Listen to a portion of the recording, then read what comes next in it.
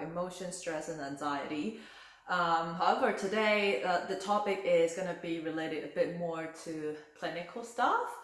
As I'm an allied health professional in Australia, today I'm going to share with you about how I get my Australian physiotherapy license qualifications in just 1 year. Being a physiotherapist sometimes can be a little bit challenging when you're moving from country to country. Every country has its own regulation health body. So sometimes the degree is not transferable, sometimes the qualification is not recognized. So you have to go through the exams, either written or practical exams. So in Australia, there are two pathways when it comes to physio qualifications. One is that the direct pathway. So there are a couple of universities, I remember about 5, that are recognized in Australia. So if you were studying in this university programs, then you can change your license directly. But most of the universities are not. So you need to take 2 exams. One is the written and the other one is the clinical.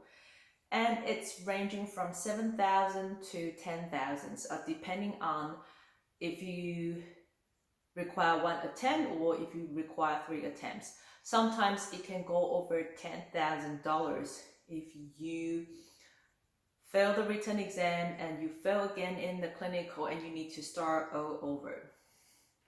So it's an expensive process, and the sooner you get it done, the less money you need to spend. All right, that money is not including the mentorship or the materials that you need. So get yourself prepared, make sure that you're on the right track, and I'm gonna share with you the 5 tips that I have to nail this exam in 1 year. First one is mindset. Second, find your why. Third, get the right mentor. Fourth, understanding the systems. And the last one is to do the work. All right, I'll break them down for you. First one is you need to set the mindset. Understanding that you are already qualified. You are an excellent physiotherapist in your own country or in whichever country that you are practicing in. And you have experiences as a physiotherapist. Also, that if you don't have internship in your study, so those are the experiences that you have. You need to take pride on those experiences. And secondly, that you enjoy helping patients on their road of recoveries, either is sports injuries, stroke recovery. You need to at least find helping people a joy for yourself, right, in order to be a physiotherapist. So no one is forcing you to do this exam. If you don't want to do it, don't do it. If you want to do it, then do it. Prepare for the exam, because no one is taking a gun, pointing it at your head and forcing you to do the exam. You, yourself, you choose to do this exam. All right, whatever reason. So let's come to the second point of finding your why. For me, I love Australia. I want to stay here, and I really enjoy helping people with their injuries, helping them to recover from pain, poor posture, poor ergonomics, poor exercise progressions. I love Australian nature, animals, beach, and even the spider. I like the spider. I also love the culture in Australia. People are very friendly, very open-minded, and just very multicultural. So find your why, understanding why you're doing this. That could be because you like this place, or that could be because this qualification can get you to another country, or because you want to prove yourself up to some degree that you are qualified physio. One's why is different, but finding that why and looking at the why when you hit some roadblocks or when you encounter some obstacles in your studies and exams. Thirdly, we need to get the right mentors. Having mentors is so important because mentors are the one that can guide you to be on the right track. For me, I have taken Richard Hanson's cardio courses. It's been very helpful.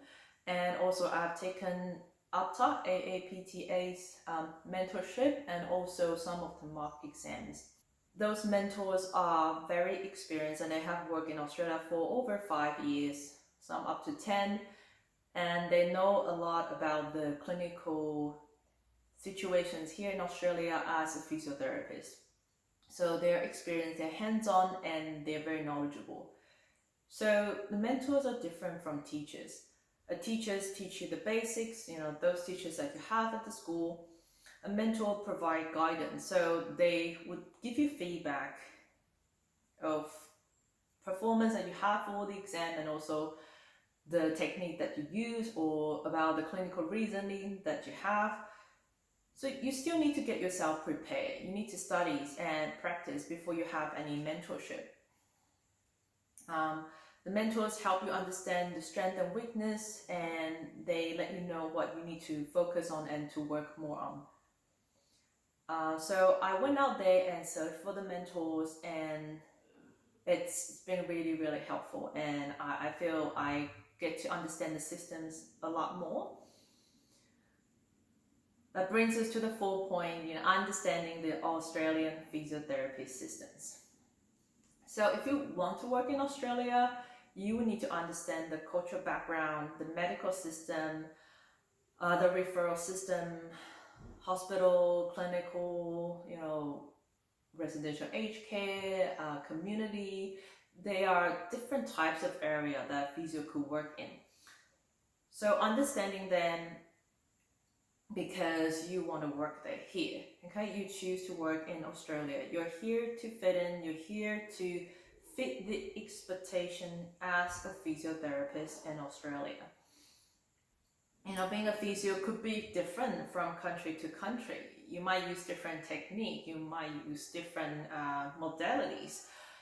But then we're in Australia, so Australia is actually pretty up to date with physiotherapy treatments and assessments. So getting an understanding of that expectations here is crucial. You do need the basics like anatomy, physiology, pathophysiology, orthopedics, neurology, and cardio. But some of the things like about the systems, and then the referral systems, and even how people communicate here in Australia, it's not in the book. So you will need to talk to the local physios, maybe talk to your patients at work, talk to your colleagues, just communicate, and to get a deeper understanding of the systems here, so that you know what you could potentially do as a physiotherapist, and also during the exam. Alright, last but not least, the most important is to do the work. Being a physiotherapist is not easy. You need to study a lot. We study 4 years. Every country is different. Some are 3 years, some are 7 years, 6 years, depending. You need to study, and you need to keep yourself up to date to the knowledges. And nowadays it's very easy. Everything is on the internet, so you can subscribe to journals, you can subscribe to websites that provide you informations. And you need to practice with people. So either your friends, your colleagues, people that go through the same exam. As a physio, you use your hands, you communicate with your clients, you teach exercise. There's a lot of interactions that you have with the patients.